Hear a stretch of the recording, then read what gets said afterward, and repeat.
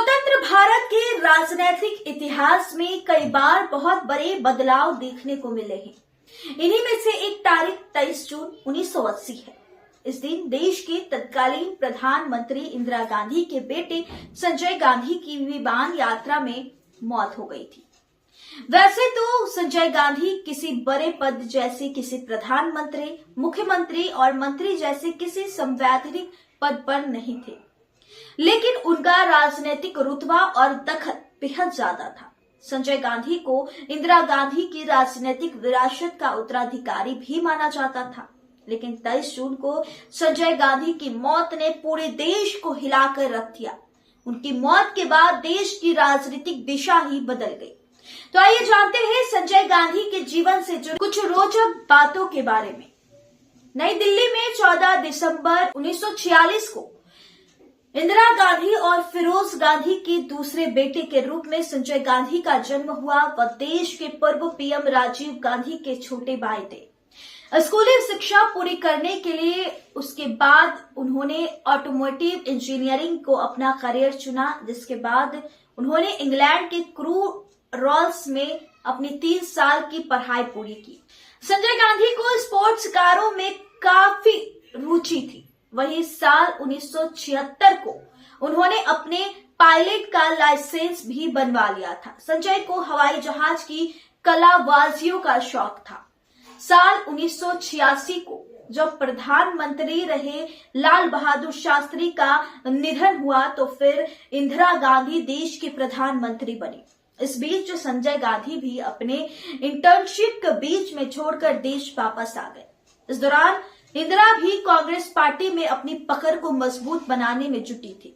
साल 1970 तब कांग्रेस पार्टी पर इंदिरा गांधी का पूर्ण नियंत्रण हो गया था। वही आपातकाल के दौरान संजय गांधी की राजनीतिक सक्रियता शुरू हुई और उन्होंने पीएम इंदिरा गांधी के सलाहकार के तौर पर अपनी पहचान बनाई। बताया जाता है कि हर राजनीतिक मामले में संजय गांधी का सीधा दखल हुआ करता था। वह अक्सर विभाग और मंत्रालय के सीधे आदेश दिया करते थे। वही इमरजेंसी के दौरान की गई कई शक्तियों के सीधे तौर पर संजय गांधी को जिम्मेदार माना जाता था। देश में आपातकाल खत्म होने के बाद साल 1977 में कांग्रेस सरकार वापस सत्ता में नहीं आ सकी। साथ ही आपातकाल के आरोपों के कारण इंदिरा गांधी की गिरफ्तारी हुई और इस गिरफ्तारी के बदले देश की सहानुभूति का माहौल पैदा हुआ और कुछ ऐसी राजनीतिक हलचल हुई कि साल 1980 में आम चुनाव की नौबत आ गई।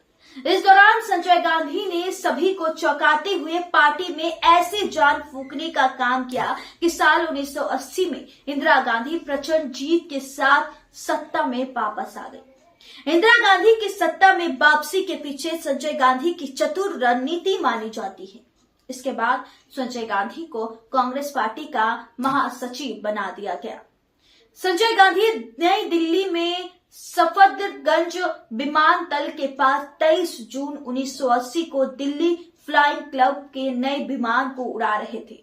इस दौरान उन्होंने एरोबैटिक कलाबाजी करने की कोशिश की और तभी उनका विमान कंट्रोल से बाहर होकर क्रैश हो गया।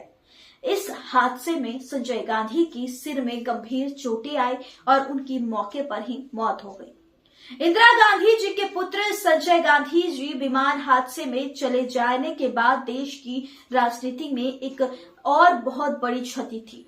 अच्छी राजनीतिक समझ, अच्छे व्यक्तित्व के धनी और हमेशा जनता के संदर्भ में सोचकर आगे बढ़ने वाले संजय गांधी वैसे व्यक्ति थे। इस रिपोर्ट में बस इतना ही। देखते रहे मीडिया वाले निधि सिंह के साथ। बहुत बहुत धन्यवाद।